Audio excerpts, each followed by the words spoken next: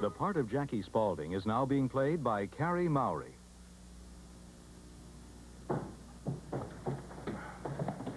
Well, is that everything? I certainly hope so. Philip, I'm sorry I can't drive up there with you, but I will come up as soon as I can get away from the hospital. And it's a great day for a drive. You know what else? Philip, I think we're going to get up to the mountains in time to do some fishing. Great. Justin, if my mom calls, will you give her the number where I am? Well, I certainly will, but I don't think we'll be hearing from your mother until she's ready to come home. Now listen, champ, this is your vacation, and I want you to enjoy every moment of it. And try not to worry about anything too much, not even your mother, huh? Okay. Did you call your dad yet and say goodbye? Yeah, but when I called, he seemed as if he wasn't listening to me. And he hasn't mentioned our trip to Europe once.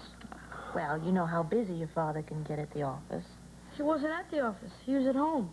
And he wants us to stop by and say goodbye before we leave. Well, that explains it. Well, he's probably saving his goodbyes and talking over plans with you until he could do it in person. I'm gonna go put our stuff in the car. All right, I'll bring out the rest of it in a minute.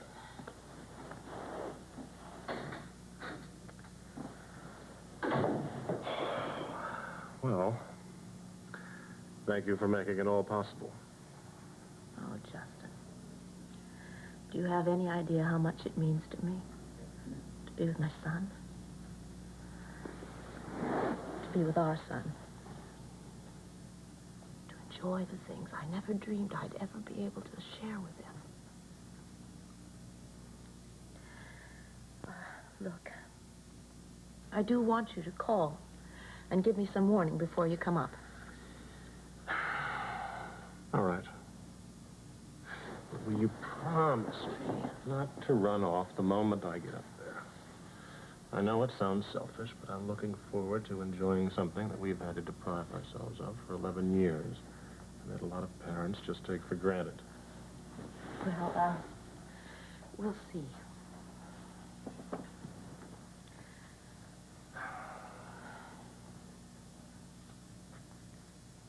Drive safe, huh? Call me when you get up there. Well, everything's in the car except for... Well, let's get the show on the road here. Yeah, come on, guys. Ready for the big ones? Yep. That should be Right.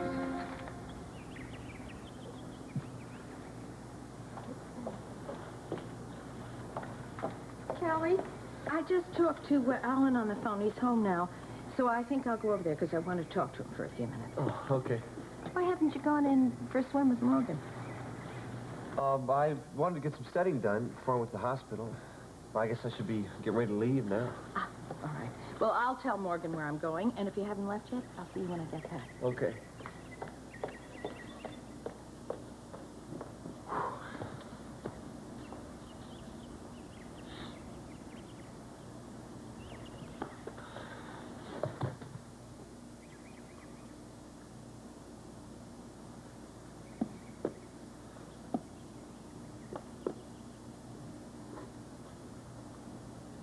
Are you leaving now?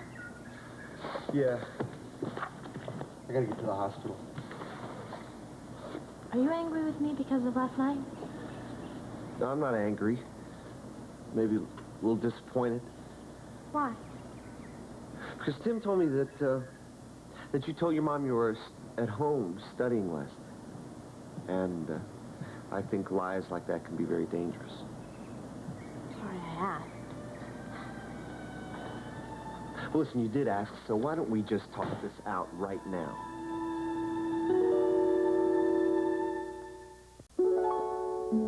We'll continue with part 2 of The Guiding Light in a moment.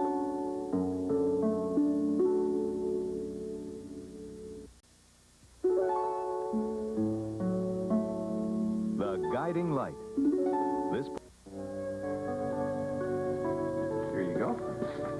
Thank you. You know, it's supposed to get really hot this afternoon.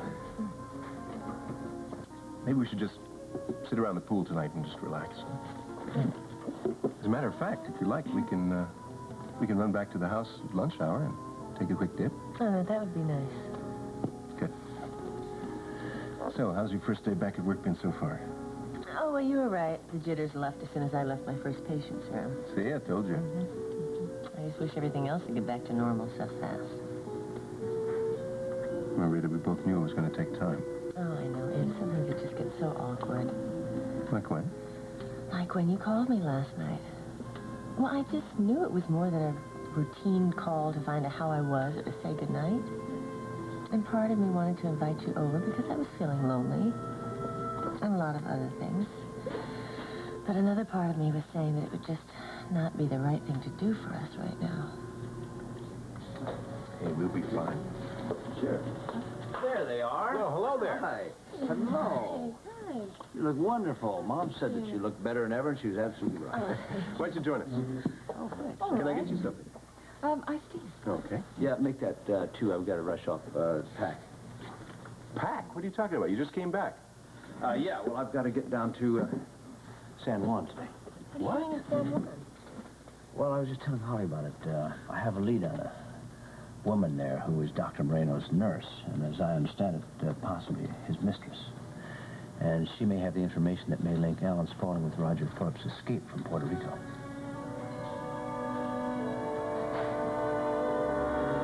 Alan, I respected you so for telling Michael the truth about Hope last night. Well, I hope I didn't put you in an awkward position by leaving as soon as I told Oh, no. I think you did absolutely the right thing.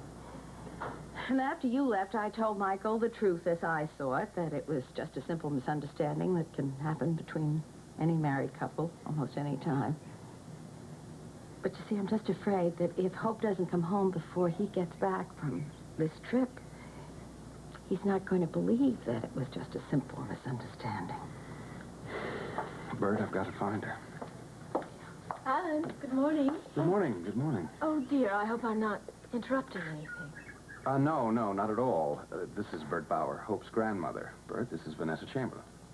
Oh, How do you do? I'm delighted to meet you. Have you heard from Hope yet? No, not yet. Oh, I'm terribly sorry. Well, I won't keep you, Alan. It's just that I wanted to tell you about that trip to Chicago we talked about. Yes. I've decided to fly out this afternoon.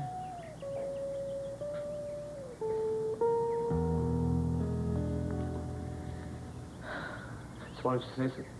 I already did. It's too hot to argue. I didn't know that's what we were doing. Thought we were talking. We weren't talking, Kelly. You were lecturing me again. No, you're wrong. I wasn't lecturing you at all. I simply asked why you lied to your mom about being at the falls with Tim last night. Because I know what her reaction would be. Morgan, it's so important for a girl your age to make the right decisions, because the wrong ones can change your entire life. I mean, I've heard it so many times I can recite it. Well, she's right. She's right. You're right. You're all right. Just because you're older? I'm sorry, I don't buy that.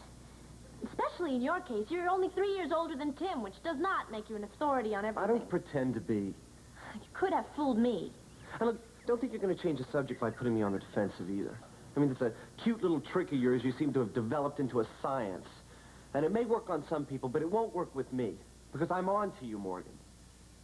Look, I don't want to talk about it anymore, okay? And that won't work either. Okay, so you don't want to talk about it, then you listen. All right, now you may not want to call them lies, but that's what they are all the same. I mean, Tim himself told me that you told your mom that you were home studying last night. I mean, that's utterly ridiculous. I wanted to go up there and I wanted to tell her that I had seen you both at the falls and that you were still there when I left. I'm surprised you didn't. You make such a big thing about that so-called honesty of yours.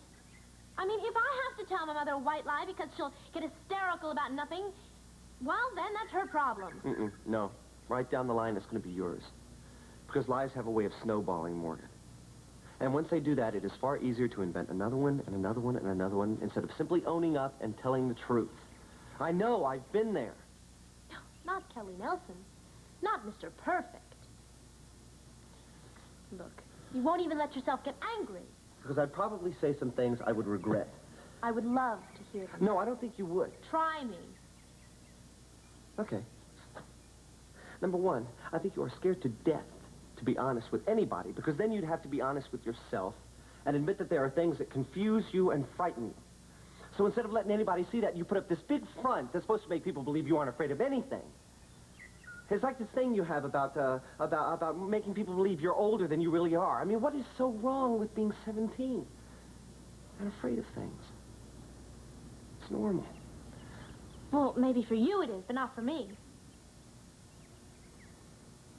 Don't you see that by pretending that you know all there is to know about life, you can make some pretty serious mistakes and not realize it until it's too late?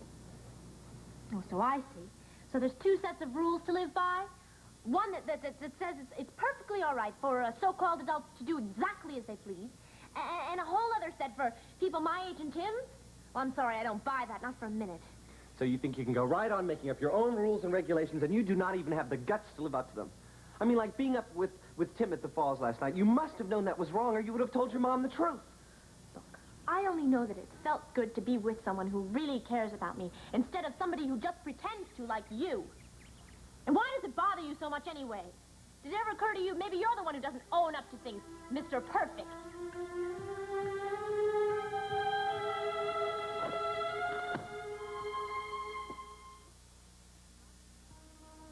I'll be at Ed's for another couple of hours anyway, if you hear anything. All right. It was a pleasure meeting you. Oh, thank you. It was very nice to meet you, too. Goodbye. Bye, Alan. Bye, Bert. Bye. Well, Alan, everybody at the office is wondering where you are and why you don't come in.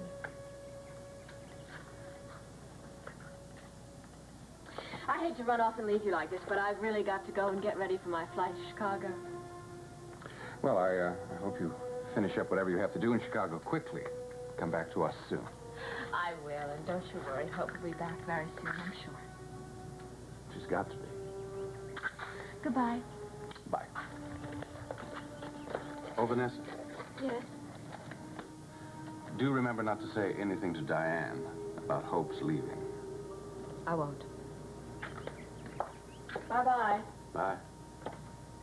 Oh, Mike, if there's a trial, it's going to dredge up all that stuff about Roger again, and papers will be full of it, and everybody will be talking about it. It's a nightmare. I'm doing my best to forget. Rita, can I say something? Yeah. I understand how you feel. I felt the same way myself. None of us are going to forget Roger and what he did to us. But if we can talk about it, then we can put it in some kind of perspective so that it is a part of the past and realize he won't hurt us anymore. She's right, honey. I mean, I'm certainly not looking forward to a trial, especially because of the effect it might have on Christina. But talking about him is not going to bring him back.